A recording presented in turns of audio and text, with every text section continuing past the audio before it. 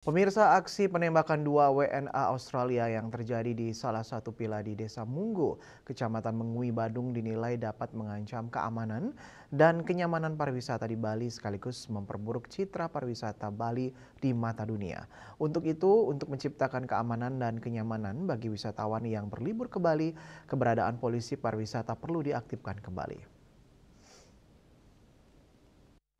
Pasca penembakan warga negara asing asal Australia di Desa Munggu, Kecamatan Mengui, Badung, serta adanya travel warning dari Australia, keamanan Bali sebagai destinasi wisata semakin dipertanyakan. Hal ini tentu dapat memperburuk citra Bali di sektor keamanan.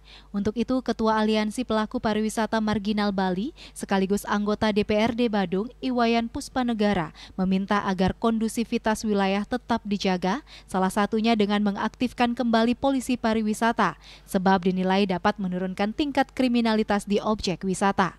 Puspanegara mengatakan, Bali sebagai destinasi pariwisata harus memberi jaminan keamanan dan kenyamanan bagi wisatawan hingga warganya. Oleh karena itu, kita berharap aparat keamanan dalam hal ini kepolisian dari Polda Bali, Polresta, Polres Badung dan jajarannya untuk memperkuat keamanan kita di destinasi. Saya sangat merindukan kehadiran tourism police atau polisi pariwisata yang pernah hadir sebelum pandemi Covid yang berjaga di destinasi setiap hari 24 jam dengan tampilan yang gagah, dengan sangat dihormati oleh wisatawan, bahkan disegani oleh wisatawan. Ini perlu hadir di destinasi. Kenapa akhir-akhir ini tidak ada turis polis lagi? Dan kita berharap ini harus dihadirkan kembali. Yang kedua ada honorary polis. Banyak dulu wisatawan asing yang juga seorang polisi biasanya dijadikan honorary polis di Bali. Saya ingat ada namanya Stephen dari Australia. Dia adalah anggota polisi federal Australia. Dia menjadi honorary polis di sini.